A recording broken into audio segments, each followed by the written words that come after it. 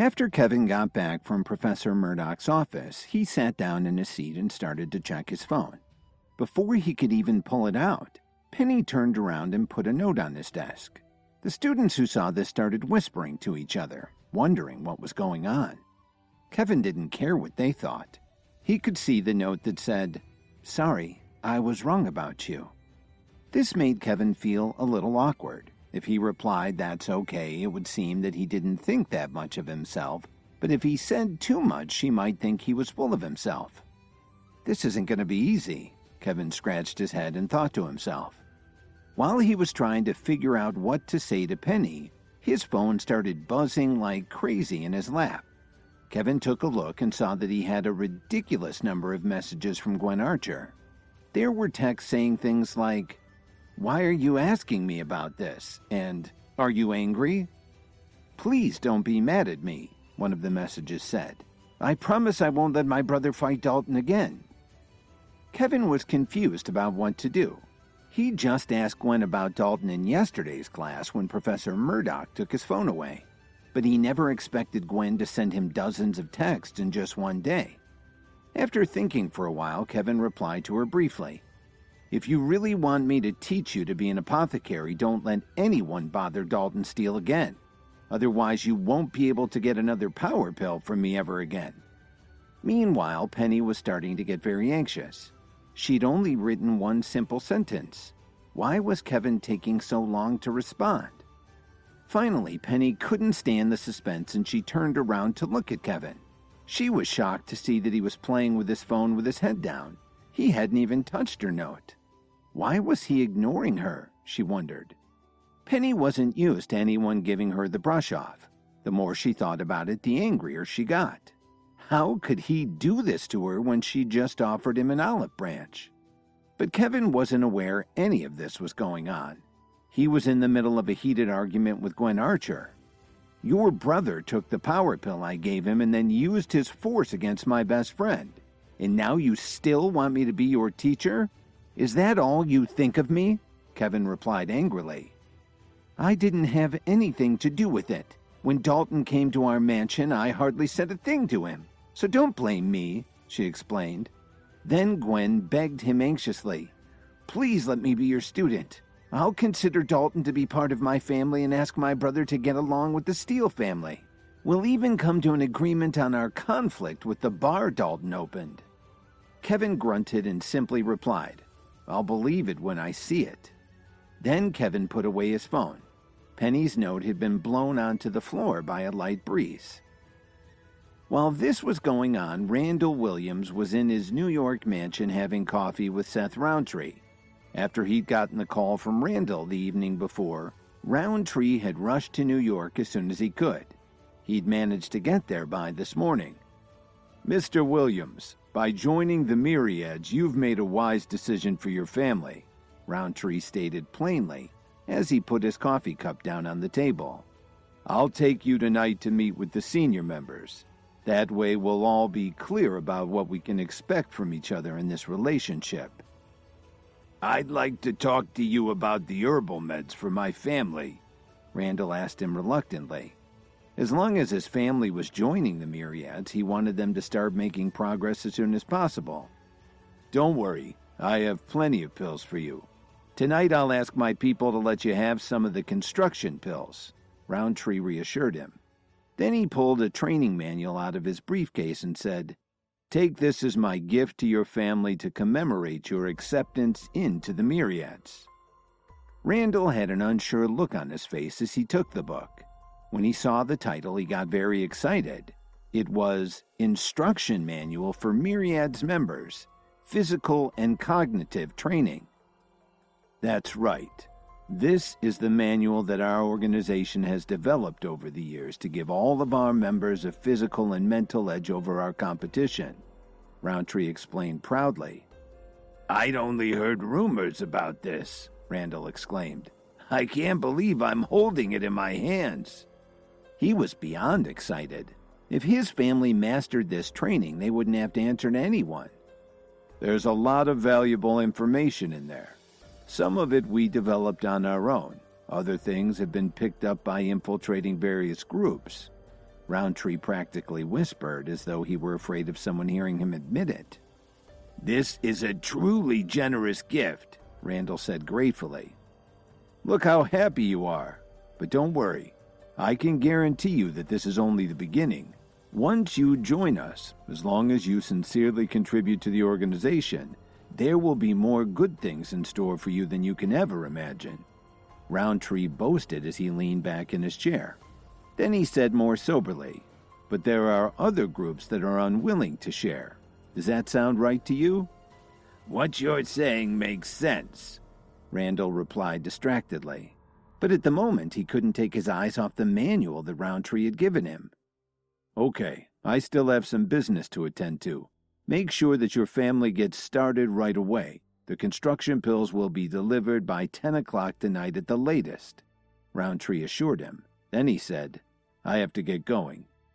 Roundtree closed up his briefcase and headed out the door, leaving Randall to flip enthusiastically through the book. At the School for the Healing Arts, they included a physical education class in the curriculum. It looked a lot like what you might find at any ordinary college. The big difference was that their instructors in basic martial arts techniques had highly specialized training, and the class itself was grueling. In a 2-hour class, they only rested for a few minutes at a time. Kevin was assigned to Group 24, which was training close to Phoebe Anderson and Sherwin Blair, who were in Group 25.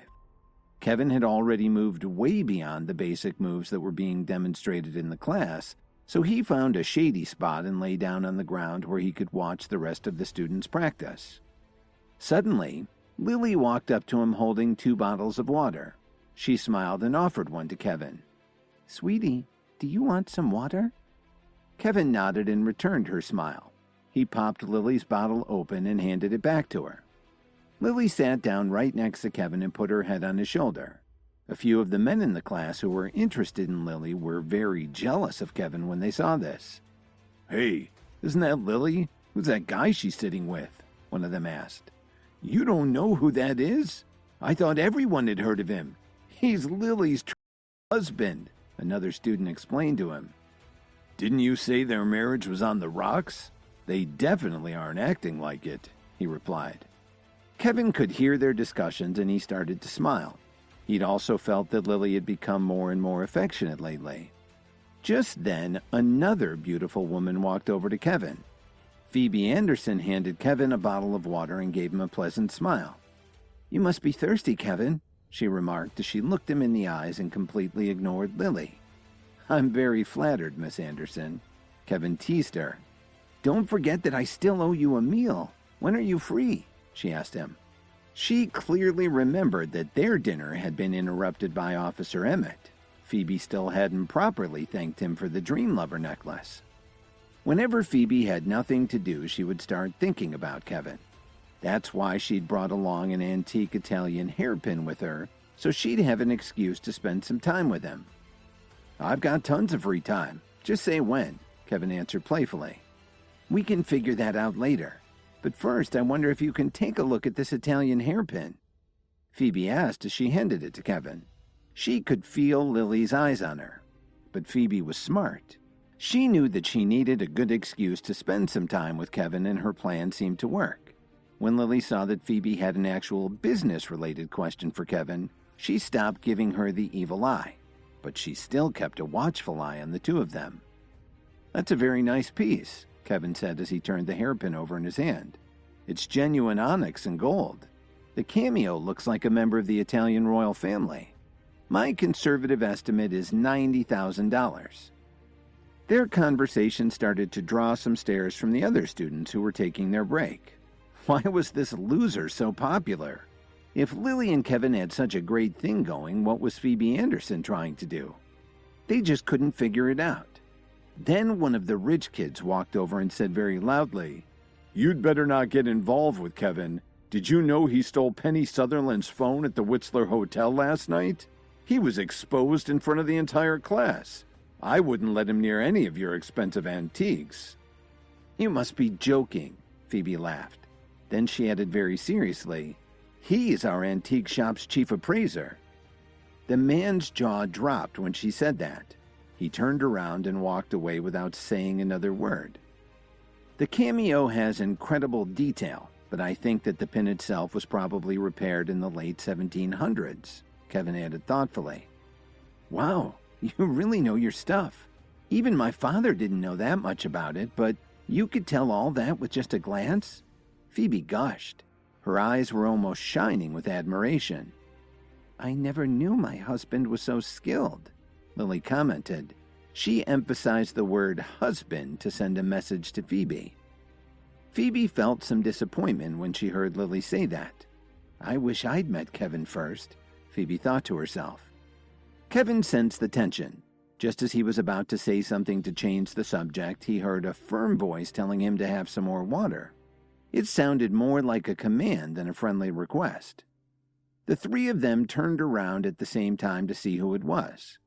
Kevin gulped nervously when he saw Penny standing there looking down at him. The students who had been watching Kevin so enviously for the past few minutes couldn't take it anymore. What the hell is this? Now Penny's giving Kevin water too? One of them commented. What's he got that I don't? Another one said. They had no idea what these three women saw in the guy. It was bad enough that Lily and Phoebe were fawning over Kevin, but now Penny was joining in. What's this about, Penny? Kevin asked her inquisitively. He couldn't figure out what she wanted from him. I just wanted to say that I was wrong about you, Kevin. Take this bottle of water as a peace offering, Penny said coolly. No one knew just how conflicted Penny was feeling as she did this. She was from a very important family and was usually very reserved. It was a big deal for her to offer something to a man that lots of people in the school thought was such a loser. But she also knew that what had happened that morning had been her fault. She'd treated Kevin like a thief and almost had him thrown out of the school when he'd only been trying to help her. On top of that, when Penny passed that note to Kevin and he didn't reply, she couldn't think of any other way to make it up to him. Don't worry about it, Penny. It was a simple misunderstanding, Kevin said graciously. He could feel all the eyes on him, and it didn't feel too good. I always try to deal with people fairly, she explained. How about if I treat you to dinner sometime? The more nonchalant Kevin acted, the more Penny felt sorry for him. She didn't say it very loud, but everyone heard her invitation very clearly. The guys who had a crush on Penny just couldn't stand it. What the heck did she see in him? Kevin was starting to make a lot of enemies in his class without even trying. Lily and Phoebe were also a little wary of her. Was Penny an old friend of Kevin's? Why was she inviting him to dinner? Phoebe was starting to feel very uneasy. She was already in competition with Lily, and now there was someone new she had to deal with. But Lily was getting even more nervous. She knew exactly who Penny was. She was from the most important family in the city, and she was also very attractive. Lily was afraid that Penny might try to steal Kevin from her. Right then, Lily promised herself not to let anyone take her husband away from her, and it was up to her to do something about it.